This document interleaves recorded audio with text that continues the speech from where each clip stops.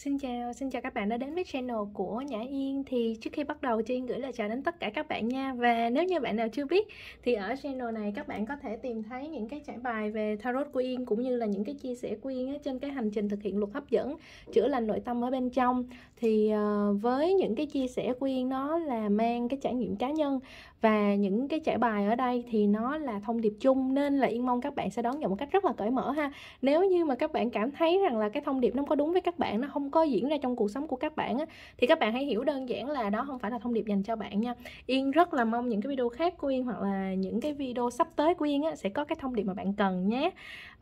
Và nếu như các bạn muốn liên hệ với Yên thì ở cái phần mô tả của video á, bên dưới cái tiêu đề sẽ có cái chữ xem thêm. Các bạn bấm vào đó sẽ có một cái link, thì Yên có để đầy đủ thông tin ở đó hết. Và bây giờ thì chúng ta sẽ đến với trải bài ngày hôm nay ha. Thì trải bài ngày hôm nay á, là Yên lấy từ cái cảm hứng từ một trải bài mà Yên đã trải cho một người khách của mình. Thì nói về một cái chặng hành trình mới, nên là bây giờ Yên sẽ làm một cái trải bài chung về cái chặng hành trình mới của bạn là gì, điều gì chờ bạn ở cái chặng hành trình mới đó, và khi nào thì cái chặng hành trình đó sẽ diễn ra. Ok, nếu các bạn muốn Yên làm về cái trải bài gì á, thì hoặc là có cái chủ đề nào á, thì các bạn đừng ngại bình luận bên dưới nha. Yên sẽ đọc và tổng hợp lại để làm những cái trải bài gửi đến các bạn. Và bây giờ thì chúng ta sẽ chọn tụ bài. Yên sẽ đưa cho các bạn xem đá đi, rồi các bạn chọn ha. Đây là cái tụ đầu tiên ha. Tụ số 1 là cái trụ đá này, được chưa? Rồi. Tụ số 2 thì sẽ là cái viên đá này đi, tụ số 2 nhé. Và tụ số 3 thì là viên đá màu đỏ này đi. Ok. Các bạn nghĩ đến thông điệp ha. Chặng hành trình mới của các bạn là gì?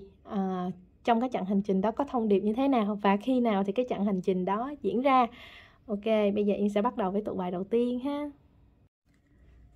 Rồi bây giờ xin chào các bạn đã chọn tụ bài số 1 với cái trụ đá này ha. Các bạn hãy đón nhận thông điệp một cách cởi mở nhé, bởi vì đây là thông điệp chung á.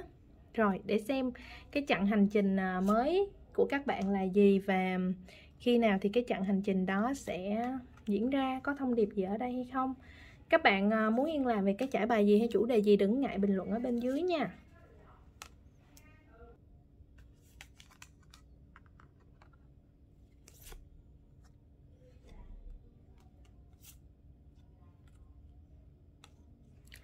Ok, ở đây á, thì Yên thấy rằng cái chặng hành trình mới của các bạn á, đó chính là cái giai đoạn để cho các bạn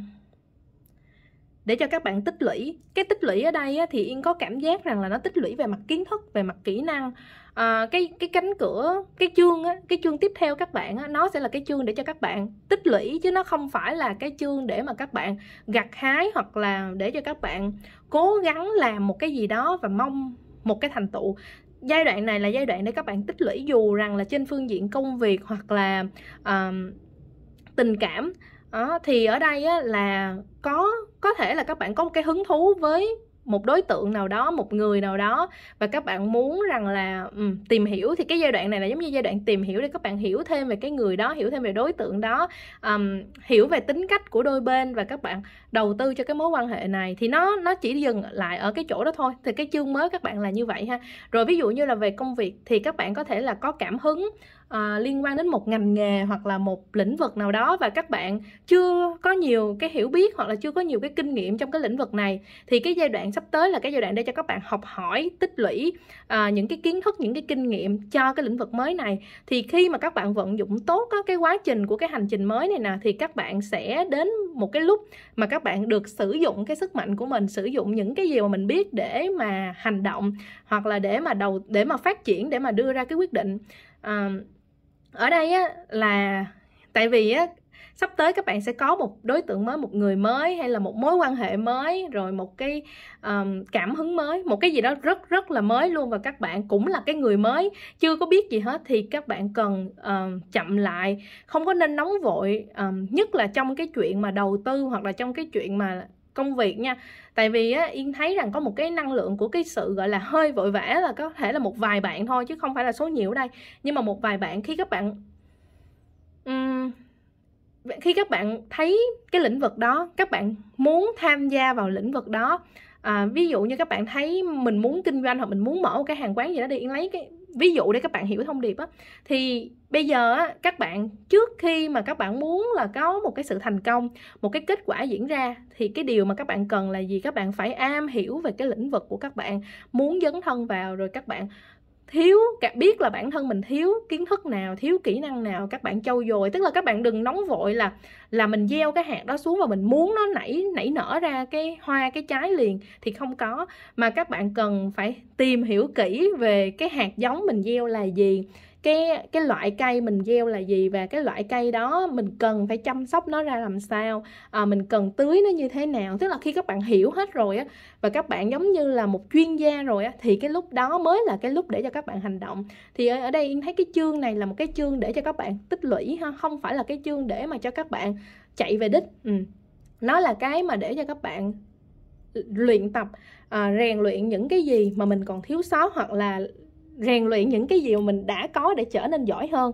Rồi cái giai đoạn kế tiếp nữa mới là cái giai đoạn để cho các bạn dùng hết cái sức lực của mình để mà hành động, để mà gặt hái một kết quả nào đó. Rồi ví dụ như về khuynh hướng tình cảm thì sao?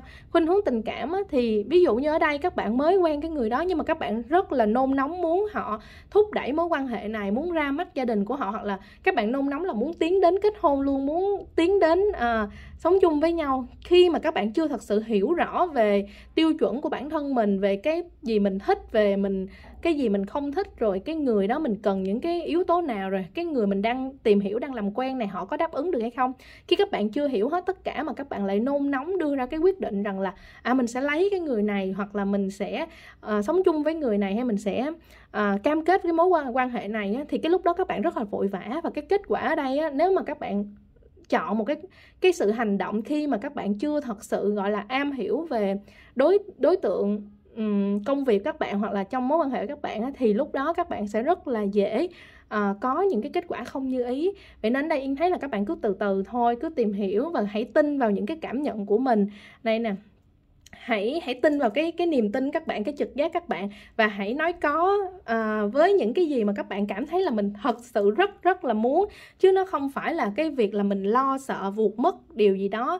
Giống như là cái trạng thái FOMO các bạn sợ vụt mất một cái cơ hội đó, sợ vụt mất một cái người nào đó, sợ mình chậm hơn, sợ mình không có được cái thành quả. Thì no, khi mà các bạn quyết định mà bởi cái sự thôi thúc của nỗi sợ á, thì cái kết quả phần nhiều luôn, đa số thật sự là nó sẽ làm cho các bạn bị thất vọng nhiều hơn đó. Và đây là một cái chặng hành trình không phải để ra quyết định, không phải để đạt thành quả, mà là để tích lũy, để học hỏi, rồi sau đó mới đến cái giai đoạn để cho các bạn đạt kết quả. Thì khi mà các bạn làm tốt cái chặng hành trình mới của cái việc học hỏi này, ví dụ như các bạn thích một cái lĩnh vực nào đó, thì trước hết các bạn hãy học để mà mình tự tin với cái lĩnh vực đó đã, rồi sau đó mình thành công với lĩnh vực đó là cái chuyện tiếp theo, giống như là gần như là cái chuyện hiển nhiên của các bạn luôn. Rồi giống như là mình cứ tìm hiểu cái người đó cái đã, mình cứ thong thả, không việc gì nóng vội hết á. Và khi mà mình đã xác định đây chính là the one của mình, đây chính là người mình cần, họ hợp hết với mình tất cả những cái quan điểm, những cái tư duy sống, hoặc là kể cả hoàn cảnh gia đình, hai bên rất là tương đồng với nhau, rất là thích hợp với nhau. Rồi cái lúc đó các bạn bắt đầu tiến hành lên một cái nấc thang mới, hoặc là gặt hái kết quả, đó là một cái trái ngọt cho tình yêu. Đâu có muộn đâu các bạn ơi. Vậy nha, đó là thông điệp ở đây dành cho những cái bạn đã chọn tụ này. Thì Yên thấy rằng á, gọi là cái chương này khi nào tới á, thì Yên nghĩ là đối với những cái lá bài ở đây, có thể là nhiều bạn là đã gặp rồi, gặp cái hoàn cảnh này, cái tình huống này, hay là cái người mà mình thích rồi. Còn nếu chưa thì trong khoảng một thời gian, Yên nghĩ là khoảng 2-3 tuần nữa thôi các bạn sẽ gặp. Nhưng mà cái giai đoạn, cái chương này nó sẽ kéo dài á, là đến vài năm nha. Nó sẽ không có nhanh lắm đâu. Nếu mà có nhanh lắm á, thì nó cũng phải là từ 5 đến 6 tháng.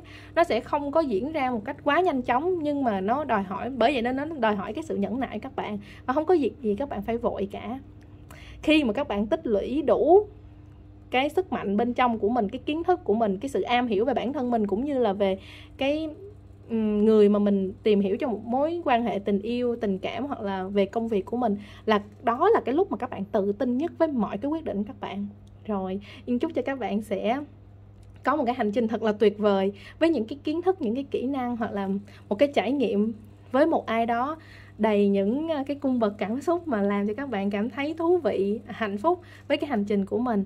Hãy tận dụng cái giai đoạn này để cho mình trở thành một phiên bản tốt hơn và tốt hơn nữa của chính bản thân các bạn. Và sau đó các bạn, khi mà các bạn nhận được những cái kết quả, những cái thành tựu thì Yên tin chắc rằng các bạn sẽ cảm thấy rằng vô cùng hài lòng và tự hào về bản thân các bạn, bởi vì các bạn đã làm tốt cái chương mới mở ra cho mình. Đó là một cái chương của sự học hỏi, của sự tìm hiểu, của sự nhẫn nại và kiên trì bền bỉ với cái hành trình mà mình đang đi. Ok, Yên rất là muốn được nghe câu chuyện các bạn cũng như cảm nhận các bạn về cái trải bài này. Hãy bình luận bên dưới cho Yên đọc với nha. Và bây giờ Yên sẽ chuyển qua tụ bài tiếp theo ha. Xin chào các bạn đã chọn tụ bài số 2 với cái viên đá này nha. Để xem rằng là cái thông điệp ở đây dành cho các bạn trong cái chương mới, chặng hành trình mới các bạn là gì, khi nào chặng hành trình đó sẽ diễn ra. Và nếu các bạn muốn Yên làm về trải bài gì, các bạn đừng có ngại mà bình luận ở bên dưới nha. Yên sẽ tổng hợp lại và làm những cái trải bài gửi đến các bạn ha.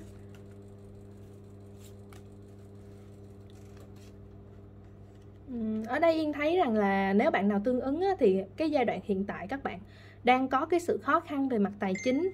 Và chính cái sự khó khăn về mặt tài chính này nó làm cho các bạn phân vân không biết rằng cái con đường mình đang đi có là đúng hay không. Các bạn có một cái cảm giác rằng là mình bị lạc lối và mình cần phải thay đổi. Thì các bạn biết không, cái sự khó khăn mà các bạn đang gặp nó là cái điều cần thiết. Vậy tại sao nó gọi là cái điều cần thiết? Tại vì nó giống như là một cái tín hiệu để cho các bạn nhận ra rằng là mình đi sai đường rồi, mình đi không có đúng rồi, và mình cần phải coi lại là tại sao mình có cái kết quả không như mong muốn này, mình đã làm sai ở cái chỗ nào đó rồi. Nó giống như cái việc là khi các bạn nấu ăn, các bạn làm một cái món ăn nào đó và cái kết quả nó ra rồi có thể mặn quá, nó có thể không có ngon, nó không có đúng cái vị các bạn mong muốn, thì tức là các bạn đã làm sai một cái gì đó trong cái bước chế biến, trong cái nguyên vật liệu các bạn, trong cái công thức của các bạn. Thì khi mà nếu như cái kết quả mà nó không cho ra cái việc là mình không có hài lòng, nó không có làm cho mình khó chịu, thì mình đâu có nhận ra rằng là mình đã sai cái gì và mình cần sửa cái gì, phải không? Nên nếu như mà cái giai đoạn này nó có thể khá là khó khăn với những bạn mà tương ứng với tụ bài này. Các bạn thấy là sao mình chật vật quá, mình không có được cái nguồn thu như mình mong muốn, cái công việc này mình đã nỗ lực rất là nhiều rồi mà tại sao nó cũng không có được cái kết quả như người ta. Thì ở đây là có một cái điểm nào đó mà các bạn đã làm sai. Nó có thể là sai trong công thức, hoặc là nó đã sai cả cái hướng đi luôn. Giống như cái bản đồ mà các bạn đi sai hướng rồi thì chỉ có cách là mình phải đi lại cái hướng mới, hoặc là thôi mình đổi cái địa điểm đi luôn chứ còn mình đi tiếp nữa thì nó sẽ sai tiếp. Thì ở đây Yên thấy rằng cái hiện tại các bạn, nó là một cái tín hiệu để mà các bạn thay đổi, để mà các bạn chuyển sang một cái hướng khác, thay đổi cái công thức của mình, hoặc kể cả là thay đổi luôn cái địa điểm đến của mình, cái đích đến của mình, cái ngành nghề của mình, cái gì mà ngay từ đầu các bạn đi trên con đường này có lẽ các bạn cần phải thay đổi toàn bộ luôn, và các bạn không thể níu giữ cái cũ được nữa. Đã đến lúc các bạn phải làm một cái gì đó cực kỳ mới. Thì cái cực kỳ mới này nó là một cái chương mới mở ra cho các bạn. Thì Yên thấy ở đây là có một đây nè, các bạn sẽ thật sự là chia tay với một cái điều đã cũ, một công việc cũ, môi trường cũ, những mối quan hệ cũ, tất cả tần tật những cái gì đó trong cái hành trình các bạn mà nó đang làm cho các bạn cảm thấy mình không đạt được cái kết quả như ý, thì thật sự đã đến lúc mà mình phải nhìn lại và mình thay đổi. Thì cái chương mới nó sẽ mở ra, và cái chương mới này là một cái ngôi nhà mới, một lĩnh vực mới, tất cả mọi thứ đều mới. Thì nó đòi hỏi các bạn là một lần nữa mình phải nhìn lại cái bản đồ để mình biết rằng mình nên thay đổi cái gì và mình đi theo cái hướng nào. Thì cái điều này mỗi bạn nó sẽ tương ứng khác nhau. Vậy nên để mà các bạn hiểu rõ về bản thân của mình và đưa ra những cái quyết định mà nó đúng đắn, phù hợp với chính mình thì không có cách nào khác là các bạn cần phải tĩnh lặng và quay về với chính bản thân các bạn. Các bạn phải nhìn lại hết cái quá trình mà các bạn đã trải qua, có cái gì mình đã sai, có cái gì không phù hợp với mình, hoặc là cái lĩnh vực mình đang đi này mình có thật sự là giỏi hay không, nó có thật sự dành cho mình hay không, hoặc là nó còn có cái điểm nào lấn cấn, cái cách làm của mình nó đã sai chỗ nào và mình có nên thay đổi nguyên một cái công thức hay kể cả nguyên vật liệu hay không, hoặc là mình làm cái món khác đi, cái món này mình không có làm được, mình nên tạo ra một cái món khác, hoặc mình nên hướng đến một cái món khác. Thì để mà trả lời được cái câu hỏi đó, chỉ có cách là các bạn phải hiểu chính bản thân các bạn hơn bất cứ ai hết. Không ai quyết định thay các bạn và không ai hiểu các bạn hơn. Và để mà có được cái sự hiểu này hơn thì chỉ có việc là các bạn phải quay về với chính các bạn thôi, không có cách nào hết. Giống như khi các bạn muốn hiểu một ai đó thì các bạn phải ngồi xuống nói chuyện với cái người đó, phải có một cái quá trình để tìm hiểu cái người đó. Vậy thì có bao giờ những bạn chọn tụ này các bạn đã thật sự dành thời gian ra để làm việc với chính bản thân các bạn, hỏi xem rằng thật sự mình thích cái gì, đâu là thế mạnh của mình, đâu là điểm yếu của mình, và mình đã làm sai điều gì trên hành trình này, mình cần thay đổi cái gì. Nếu như cách thức cũ nó không đem lại cho mình kết quả như ý thì rõ ràng mình đã có một cái điểm sai ở đây. Đó, thì mình phải sửa, mình không thể nào cứ ngoan cố đi tiếp thì nó sẽ dẫn các bạn đến cái trạng thái là bị lạc hướng, bị hoang mang, cứ đi hoài chẳng thấy lối ra. Rõ ràng là mình phải nhìn lại. Nên cái quá trình hiện tại, nếu các bạn đã tương ứng với cái tụ bài này thì các bạn cần phải ngồi xuống, dành cho mình mỗi ngày 5-10 phút rất là tĩnh lặng, nhìn lại tất cả những cái gì mình đã trải qua, và các bạn có thể ghi ra, có thể tự nói chuyện với bản thân của mình, tức là có những cái cuộc đối thoại thật sự với nội tâm các bạn. Thì lúc đó các bạn mới nhìn thấy rằng là mình hiểu được là mình sai chỗ nào rồi. Hoặc là mình, giống như mình khi mà các bạn làm sổ sách, không biết những bạn đây đã có bao giờ mà các bạn làm sổ sách hoặc các bạn làm sai một cái bài toán dài nào đó, thì cái khoảng thời gian để mà các bạn tìm ra cái lỗi sai đó là các bạn phải ngồi dò lại hết tất cả những cái gì mà mình đã làm. Thì đây là cái ngay tại hiện tại các bạn cần làm cái động tác đó, dò lại hết tất cả những cái gì mình đã trải qua, cái điểm nào mình cần khắc phục và cái gì mình cần phát huy. Rồi có khi là mình phải gạch bỏ hết cái bài đó luôn, và mình phải làm lại từ đầu ấy, bởi vì là ngay từ đầu mình đã làm không đúng rồi.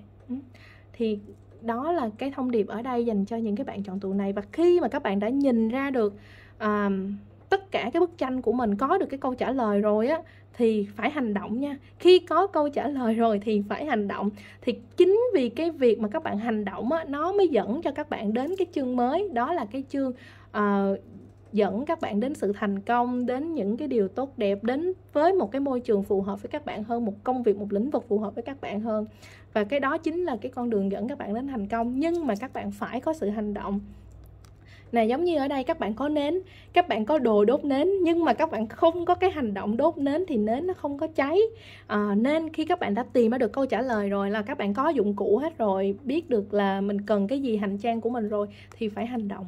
Hành động ở đây đó là buông những cái gì không phù hợp đi, buông cái cũ đi để mà tiến đến cái mới, thì cái mới chắc chắn sẽ mở ra cho các bạn. Và trên cái hành trình mới này á, thì nó là cái hành trình mà các bạn thật sự đã thuộc về rồi. Bởi vì sao? Bởi vì các bạn đã lựa chọn dựa trên cái sự thấu hiểu bản thân của các bạn, dựa trên cái việc là đã làm việc với rất nhiều bản thân của mình, nhìn lại hết cả quá trình của mình và đã tìm ra chính xác cái lỗi sai của mình ở đâu, cái điểm gì mình không đúng, và bây giờ là cái lúc để mà mình đi lại cho đúng. Thì rõ ràng nó sẽ dẫn các bạn đi đúng hướng và đạt được những cái kết quả mà các bạn xứng đáng có được. Không biết là các bạn nghe cái trả bài này các bạn có cảm thấy ôi trời ơi, nếu mà như vậy á, mà tương ứng quá thì mình có đang bị, tức là mất quá nhiều thời gian hay không? Thì thật sự là không đâu, mọi thứ nó đều đem đến cho các bạn những cái trải nghiệm tuyệt vời. Nếu như không có cái việc sai lầm này, làm sao các bạn đi đúng hướng? Và nếu như không có những cái trải nghiệm mà để cho các bạn nhìn lại với bản thân mình á, thì làm sao các bạn hiểu bản thân của mình được? Nên rõ ràng tất cả những điều này nó nên đến. Đến không phải để vùi dập các bạn đâu, mà luôn luôn đến để mà làm cho các bạn tỏa sáng hơn, và để cho các bạn trải nghiệm cái hành trình tuyệt vời hơn, rực rỡ hơn. Rồi, đó là cái thông điệp ở đây dành cho những cái bạn đã chọn tụ bài này. Yên rất là muốn được nghe cái chia sẻ các bạn, những cái gì các bạn đang trải qua, cái hành trình các bạn là gì, có khó khăn gì, và các bạn có cái dự định nào không, có cái hướng đi mới nào không, hãy chia sẻ với Yên nha, hãy bình luận ở bên dưới nhé. Và nếu các bạn muốn Yên làm về trải bài gì tiếp theo thì cứ đề nghị bình luận ở bên dưới, Yên sẽ đọc và tổng hợp lại hết. Ok, bây giờ Yên sẽ chuyển qua tụ bài khác nha. Xin chào các bạn đã chọn tụ bài số 3 với cái viên đá này nhé, để xem rằng là cái thông điệp dành cho các bạn trong cái chương mới là gì, khi nào cái chương đó sẽ mở ra, hoặc là có cái thông điệp nào ở đây hay không.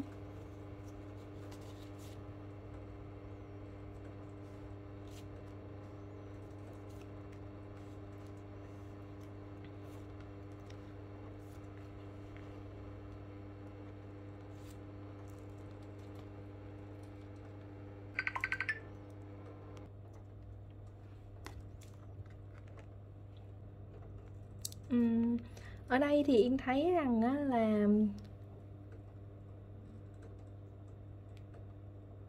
các bạn đang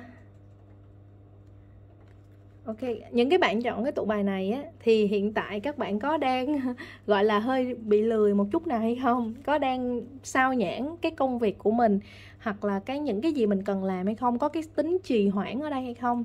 Nếu như có thì các bạn mới tương ứng với cái tụ bài này nha. Thì ở đây Yên thấy là các bạn đang quá là thảnh thơi và đang trì hoãn rất là nhiều những cái việc mà các bạn thật sự cần giải quyết. Thì nếu như mà đúng với thông điệp này á, cái chương sắp tới các bạn á, nó sẽ là một cái chương làm cho các bạn phải vận dụng hết cái công lực của mình. Nó giống như là những cái gì mà các bạn hiện đang quá thoải mái á, đang quá là trì hoãn á, thì tất cả mọi thứ nó sẽ đổ dồn vào để mà làm cho các bạn bận rộn, bởi vì các bạn đã ứ động quá là nhiều những cái vấn đề trong công việc, hoặc là những cái vấn đề cần xử lý, hay là những cái kiến thức mà các bạn cần phải học cho cái hành trình tiếp theo. Thì ở cái chương tiếp theo á, Yên thấy nó là một cái chặng hành trình để mà các bạn phải khá là vất vả, học nhiều nè, làm việc nhiều nè, phải tích lũy. Nó ở đây á, là đôi khi nó sẽ diễn ra những cái khó khăn liên quan đến mặt tài chính, hoặc là đến cái công việc. Đó là do cái kết quả của cái việc là các bạn đã sao nhãng quá nhiều trong suốt cái khoảng thời gian vừa qua. Những cái việc các bạn cần giải quyết thì các bạn không giải quyết, hay là các bạn nghĩ rằng là vẫn còn nhiều thời gian. Thì cái chặng hành trình tiếp theo á, nó sẽ có những cái khó khăn nhất định tương ứng với mỗi bạn. Thì cái khó khăn này nó làm cho các bạn suy nghĩ rất là nhiều. Nó có thể là một cái việc gì đó mà cần các bạn phải có một cái khoản tiền khá là lớn, hoặc là có một cái biến động nào đó trong cái công việc các bạn. Và cái lúc đó là cái lúc mà các bạn phải đấu tranh rất là nhiều, là giống như kiểu là cuống cuồng luôn, là bây giờ mình phải làm gì đây. Mình không có nghĩ là những cái chuyện đó diễn ra đó. Thì bây giờ tự nhiên những cái việc mà mình không có ngờ đến nó diễn ra, nhưng lại theo cái khuynh hướng là bắt mình là phải, gọi là bắt mình là phải cuống cuồng lên để chạy. Rồi ví dụ giống như nói chuyện đơn giản là mình dồn quá nhiều bài tập mà đến ngày là phải nộp đó, hoặc là dồn quá nhiều việc mà đến hạn là nộp deadline, mà mình quên luôn cả cái hạn luôn. Rồi bây giờ là đã bị hối thúc và sát đến đích, là nó có thể dẫn đến cái việc là đe dọa đến cái công việc mà mình đang làm, hoặc là nó ảnh hưởng đến những người xung quanh luôn. Thì đây nha, nếu mà bạn nào mà tương ứng với trải bài này á, thì ngay từ bây giờ là các bạn phải nên thay đổi cái trạng thái của mình đi, phải làm nhiều hơn, tìm hiểu những cái gì có liên quan, hay là kể cả là rà lại hết xem là mình có bỏ lỡ cái việc gì hay không. Nếu như cần thiết thì hãy cho bản thân mình là được học hỏi thêm nữa những cái kỹ năng, những cái kiến thức nữa. Tức là ví dụ các bạn cảm thấy là ôi mình làm xong hết rồi, mình có quá nhiều thời gian rảnh rồi, thì thôi hãy tận dụng cái thời gian rảnh đó để mà đầu tư phát triển bản thân các bạn về mặt kiến thức, về mặt kỹ năng. Thì cái điều đó nó sẽ không có lãng phí đâu. Cái sự đầu tư các bạn đó, nó sẽ giúp cho các bạn ngày càng phát triển hơn, và nó sẽ đem lại cho các bạn nhiều những cái cơ hội hơn nữa. Rồi ok ha, thì ở đây Yên thấy là cái chặng hành trình tiếp theo, cái chương tiếp theo các bạn á, hơi bị khó nhằn một chút xíu á, nhưng mà không sao hết. Nó chỉ đến để giống như một cái lời nhắc nhở các bạn rằng là lần này thôi nha, lần sau á đừng có lừa vậy nữa, lần sau đừng có để dồn việc như vậy nữa, hãy giải quyết đi, hoặc là hãy phòng bị cho mình những cái rủi ro có thể diễn ra, những cái điều gì mà trong tương lai. Tức là các bạn nên có một cái sự kế hoạch rõ ràng, hoặc là phòng vệ. Nó không phải theo cái dạng là cái gì mình cũng lo sợ, cái gì mình cũng bị ám ảnh, bị sợ hãi. Thì nó không phải là cái tín hiệu này muốn đưa tới, hay cái thông điệp này muốn đưa tới cho các bạn đâu. Mà đơn giản là ở đây hãy có cái sự phòng bị, sẵn sàng luôn đưa mình vào thế chủ động, thay vì là mình có cái thời gian để mà mình làm, rồi sau này mình thoải mái, mình muốn học cái gì mình học, mình muốn làm cái gì mình làm. Hoặc là mình có lên kế hoạch hết rồi, mọi thứ nó đều đi theo cái kế hoạch của mình, kể cả những cái rủi ro mình đều có thể lường được hết á. Thì lúc đó mới là cái lúc mà mình nên nghỉ ngơi, hoặc là mình nên buông thả bản thân chút xíu. Hay là nhiều khi mình mệt quá, sau những cái lúc mà mình làm thì ok, mình hoàn toàn có thể thư giãn. Nhưng nếu như mà mọi việc vẫn đang chưa ổn hoặc là mình chưa lường trước được mà mình cho bản thân mình buông thả đó, thì khi mà nó ập đến, cái sóng nó ập đến nó sẽ làm cho các bạn bị ngộp, hoặc là nó làm cho các bạn phải bơi, phải nháo nhào lên để mà giải quyết. Và đôi khi nó sẽ gây ra những cái áp lực vô hình đến các bạn á. Và lúc đó các bạn sẽ cảm thấy trời, biết vậy là mình đã lo từ trước, hoặc là ngay lúc đó mà mình không có buông thả như vậy, mình không có lười như vậy thì bây giờ mình không có gặp cái tình huống này. Rồi Yên lấy một cái ví dụ nữa cho các bạn có thể hiểu ở đây nha. Ví dụ như là các bạn có thể rất là nuông chiều bản thân trong cái giai đoạn hiện tại, kể cả nghỉ ngơi thư giãn, và các bạn sử dụng hết những cái khoản tiền mà mình đáng lẽ là mình nên trích lại một chút để mà cho cái khó khăn mà mình gặp đi. Rồi hoặc là công việc của mình có thể giải quyết, nhưng không, đến khi mà cái sự việc nó diễn ra, sếp cần để coi trước, hoặc là đối tác người ta thay đổi lịch, hay là mình cần cái đó để xử lý liền, thì mình không có cái gì cả, và mình cũng không xử lý kịp luôn. Rồi cái khoản tiền của mình cũng không còn để dự phòng nữa. Mọi thứ nó đến ngay cùng một lúc như thế thì các bạn không giải quyết kịp, và các bạn bị vào cái thế là bị động rồi, mình không biết phải làm gì hết á. Rồi lúc đó mình sẽ rất là tiếc cái khoảng thời gian mà mình đã nuông chiều bản thân mình quá là nhiều đi á. Thì lúc này nó mới làm cho các bạn thấy rằng nặng đầu vô cùng, và phải vận dụng hết tất cả công suất khả năng của mình có để mà giải quyết cái khó khăn, cái tình huống có thể diễn ra.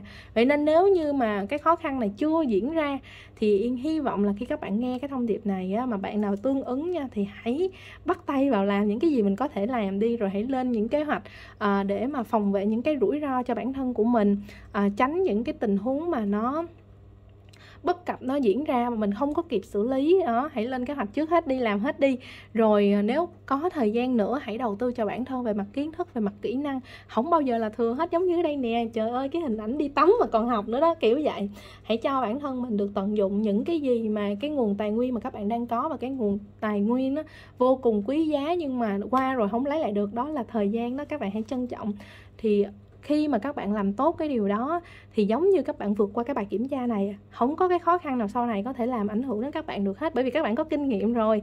Nên nếu như bạn nào mà có gặp cái khó khăn, tức là cái khó khăn này đến rồi đó, và mình đang cảm thấy tự trách bản thân mình á, thì thôi đừng có lãng phí thời gian để tự trách bản thân mình nữa, mà thay vào đó hãy dùng cái thời gian đó để phát triển bản thân mình hơn. Cam kết với mình là mình không có lặp lại những cái điều mà mình đã bê trễ như vậy nữa. Mình sẽ là một con người khác và mình trở thành phiên bản tốt hơn của mình. Thì ok, nếu bạn nào cái chặng hành trình này Yên thấy đây là nó đang đến, hoặc là nó sắp đến, khi mà trong cái giai đoạn hiện tại luôn á, nó đang diễn ra cho các bạn, nó đã đến rất là gần rồi đó. Nên là nếu mà bạn nào chưa gặp phải khó khăn quá nhiều thì hãy tranh thủ để giải quyết nha. Còn bạn nào mà đang gặp khó khăn thì hãy vững vàng và tận dụng cái thời gian, cái cơ hội mình có để mà trở thành phiên bản tốt hơn, thay vì ngồi đó tự than thân trách phận rồi buông hết tất cả, để đến sau này khi các bạn nhìn lại, các bạn lại một lần nữa hối tiếc á. Ok, đó là cái thông điệp ở đây dành cho những cái bạn đã chọn tụ bài này. Chúc cho các bạn sẽ có những cái hành trình thật là tuyệt vời, những trải nghiệm thật là tuyệt vời, và đem các bạn đến những cái thành tựu mà các bạn mong muốn. Yên rất là muốn được nghe câu chuyện các bạn, cũng như trải nghiệm các bạn, những cái gì các bạn đã trải qua, khó khăn như thế nào, hay là có cái gì muốn chia sẻ thì các bạn hãy bình luận bên dưới cho Yên đọc với nha. Còn bây giờ thì Yên sẽ dừng lại cái trải bài ở đây. Chào tạm biệt và hẹn gặp lại nha. Bye bye.